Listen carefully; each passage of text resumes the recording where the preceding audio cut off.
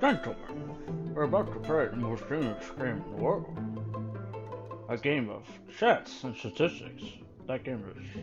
okay, sucks. Welcome to Dungeon Dwellers Podcast. I'm your host, Justin.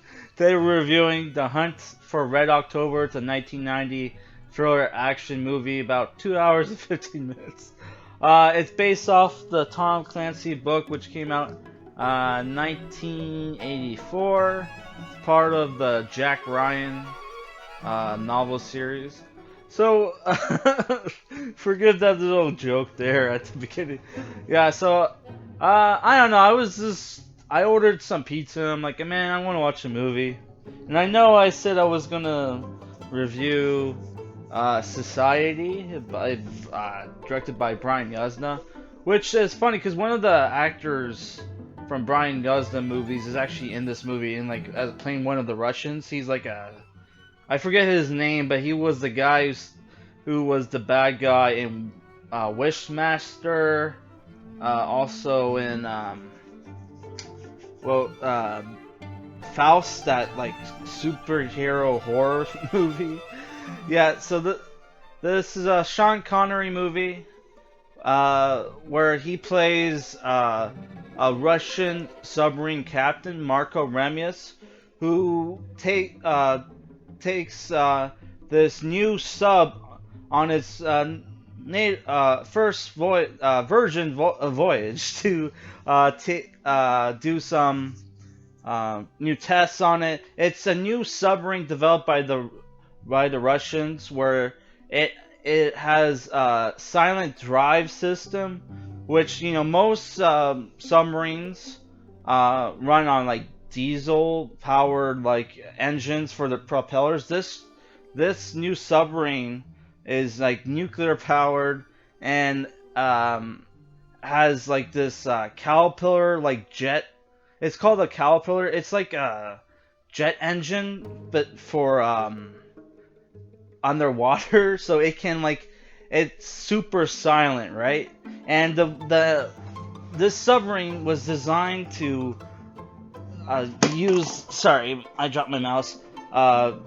To do silent nuclear missile attacks, right? Sneak up undetected and then do nuclear missile attacks.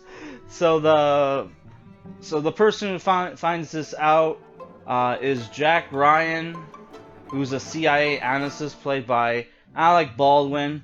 Him and Admiral James Greer goes to the president, tells him what's going on. Turns out Sean Connery's character isn't planning an attack on the U.S., but is planning to defect with his crew, which one of his crew members is Captain Vasily Borodin, played by Sam Neill, and you have Dr. Yevgeny as Petrov, played by Tim Curry, who's not part of the plot. So this movie is like it said, it's a thriller action movie. It's basically Tinker Tailor Soldier, but with submarines, and not as boring. This is actually a pretty fun movie, because it's you have this rogue submarine that's trying to reach the U.S., but at the same time his own side is trying to kill him, and then you have the U.S. fleet are trying to kill him as well, because they think they were told by the ambassador, I think he's played by Joss Auckland. Let me double check. He was the villain in Lethal Weapon 2. He's like a British actor. Josh Auckland. Yeah, and this movie kind of... Josh Auckland. He's in the movie.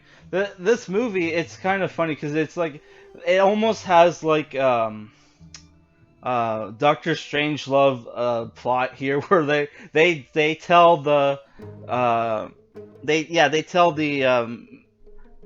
Secretary of Defense that, hey, we have a rogue Russian submarine captain who's on their way to nuke them, right? Which like the complete opposite of Doctor Strangelove, which Doctor Strangelove also had James Earl Jones in that movie too, as part of the bomber crew. Which in that movie you had like a rogue admiral in the Air Force send this bomber on a mission to blow up Russia. Well, here it's like it's kind of like the opposite, but not really. That was just a cover story. Yeah, so the movie has it has lots of cool action in the movie, but it's very suspenseful because how like Navy like submarine combat works, and like well, it's very similar how they have it on Star Trek, and there's even like a ship in the movie. Sorry, one of the submarines in the movie is actually called the USS Enterprise, where like Jack Ryan boards the US Enterprise, and then like hears about how this the US Dallas, which is captained by Bart Mancuso, played by Scott Glenn, who Scott Glenn does a really awesome awesome job in the movie, where he plays this like cool like Navy like captain who gets called a cowboy by like Sean Connery when he first meets him, because because eventually all the characters in the movie meet and they board the Red October, and then you have a fight with another Russian submarine, which is captained by Stellan Skarsgård, who was a student of Sean Connery's character, right? And that's the finale of the movie. And like a lot of the combat is like faking, like knowing when to turn to dodge torpedo attacks and like stuff like that. It's there. If you're a fan of strategy and tactics, this movie has it made, right? And there's even like a gunfight at the end of the movie, because like it turns out there was like in the beginning of the movie, Sean Connery asked the political officer, "Hey, is there any like what do they call them? Sorry, GRU officers and KGB agents on his ship?" And he's like, "Intelligence officer Putin," which Sean Connery kills. Tells them if they are, they wouldn't tell me about it. Yeah, so like the movie, it's a cult classic for a reason. You have a lot of suspense, action, and there's even a cool stunt where like where Jack Ryan is hanging off a helicopter trying to get on top of the submarine hatch that's surface, and there's like a lot of strong wind, and they tell him right off the bat, "Hey, if you accidentally fell in the water, you have 4 minutes before you freeze to death." So they can't get him to land on the submarine, so he just says fuck it, cuts the line, jumps into the water, and like hopes that the US Dallas saves him in time. So that was a very cool suspenseful scene. That was actually a really cool stunt. And this is directed by John McTiernan. I can't remember if I said that. He directed movies like Die Hard, Predator, Die Hard with a Vengeance, Last Action Hero, I didn't know he did that one, and The 13th Warrior. So like, yeah, this is... Wait a second. Never mind, I thought... Sorry, I was looking at some... There's like a picture of him with Uma Thurman, and I was just wondering what's that about? Like, were they married or something? I don't know, like, what that's about. Cause she wasn't, Yeah, I don't know why that's there.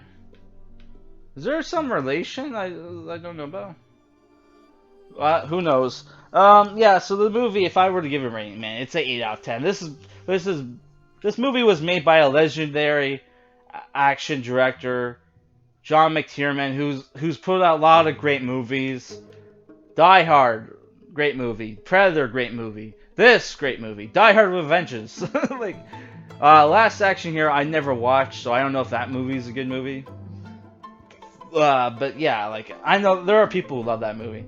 But yeah, this movie, if you like, let's say if you like Metal Gear Solid, if you like Metal Gear Solid, you definitely love this movie. There's a lot of Metal Gear Solid vibes, which, you know, people are probably gonna tell me, like, ravers of this, oh, like, Hideo Kojima was probably inspired by Tom Clancy novels. So what? Big deal.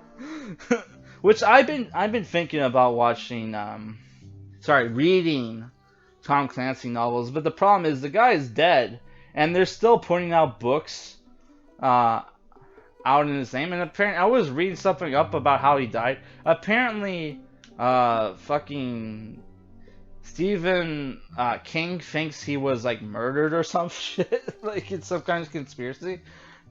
And also, apparently, Tom Clancy wasn't actually in the military, which is weird because, you know, they always show him like with a navy hat. I don't know. Whenever I see him, like he always has like a navy hat on or some shit.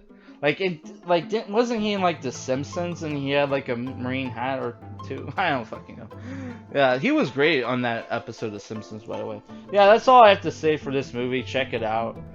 There's a lot of great lines, great action.